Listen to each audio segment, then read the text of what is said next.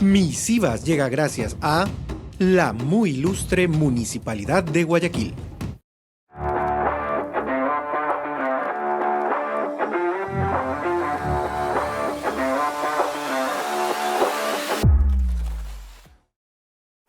La eutanasia, hablando de servicios de salud, la eutanasia es un tema que se está debatiendo. Hay un caso importante que ha salido a la luz estas semanas y Marcia Urbina nos trae un detallado reportaje sobre este tema y las implicaciones que tiene, por supuesto, de aprobarse. Eutanasia en Ecuador. ¿Preservar nuestras tradiciones o ceder al buen morir? El caso de Paola Roldán, quien padece esclerosis lateral amiotrófica, ha puesto en la palestra pública la discusión de si se debe o no aceptar la eutanasia en Ecuador. Roldán tiene 42 años y desde hace 3 años padece esclerosis, una enfermedad degenerativa que destruye las células encargadas del movimiento de los músculos. Por esta razón, ha levantado su voz para tener derecho a una muerte digna y asistida a través de la eutanasia. En una reciente audiencia ante los magistrados de la Corte Constitucional, explicó que por esta enfermedad se encuentra postrada en una cama y con un 95% de discapacidad, siendo un respirador artificial el que la mantiene con vida. Quiero descansar en paz.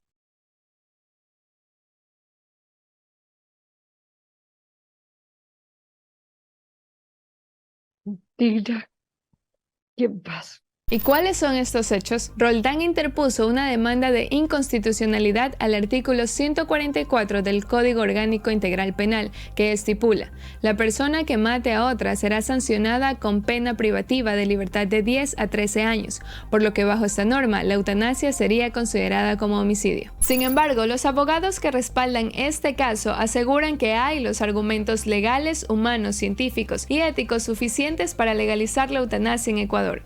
El derecho a la muerte digna es una derivación del derecho a la vida digna. No se encuentra expresamente reconocido en la Constitución. Sin embargo, no se requiere un reconocimiento expreso porque su vigencia deriva de la interpretación constitucional uniforme. La gran diferencia entre la muerte provocada por piedad con el homicidio simple es que el primero, el titular del bien jurídico vida, quiere, desea, pide y clama la muerte.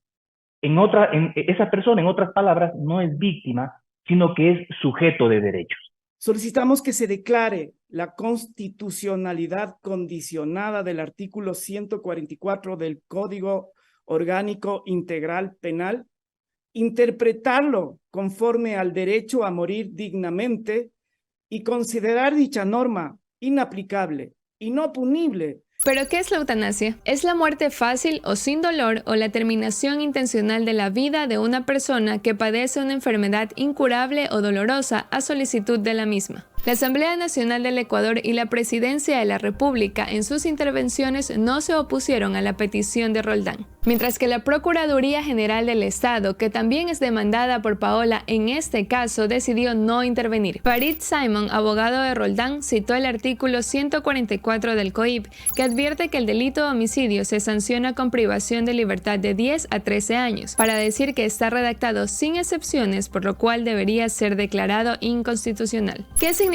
eso? En el caso de declarar la inconstitucionalidad, en este caso, las personas podrían acceder a la eutanasia bajo estas condiciones: declaratoria libre y voluntaria de la persona que quiera que le practiquen la eutanasia. No pueden decidir terceras personas. Padecer un intenso dolor y sufrimiento emocional por una enfermedad o lesión grave e incurable. La persona que quiera acceder a una muerte asistida se someterá a un test psicológico. Recordemos que en 2021 Marta Sepúlveda, también paciente de ELA, llevó una batalla judicial en Colombia hasta que accedió a la eutanasia en enero de 2022, derecho al que Roldán aún no renuncia. Al frente de este conflicto solo retumba la frase en la cual Roldán se escuda: quiero descansar en paz, tranquila y en paz.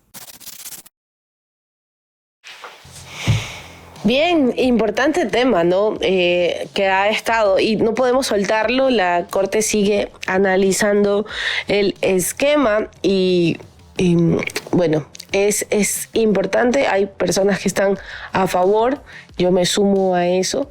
El sufrimiento de una persona con una enfermedad de ese tipo o un cáncer terminal solamente puede describirse por quienes lo viven y quienes lo miran de cerca, que son los parientes. Es desesperante ver sufrir a alguien. Así lo viví con mi madre. Ella quería ir a Colombia para que le practiquen eutanasia. Al final el cáncer se la llevó, haciéndola sufrir muchísimo. Entonces creo que si existe la oportunidad de acceder a esta herramienta para subsanar en algo esa lenta agonía a la que los arriman las enfermedades catastróficas, pues, ¿por qué no hacerlo? Bien, ahora sí, amigos, tenemos la novedad de que Berito se nos fue a Israel, ¿no? Entonces, el especialista Roberto Calderón tiene algunas puntualizaciones que hacer en torno a lo que hará nuestra vicepresidenta en Tel Aviv. Vamos a escucharlo. Creo que hay que poner en contexto dos cosas. Inicialmente se emitió un decreto, el decreto ejecutivo número 27, por el cual otorgaba funciones como coordinadora, como representante del Ecuador para buscar la paz entre palestinos e israelíes, pero posteriormente a esto, el presidente se da cuenta que ese decreto no era compatible con la legislación vigente y es por ello que emite un decreto, el decreto número 61, en el cual le nombra embajadora plenipotenciaria del Ecuador.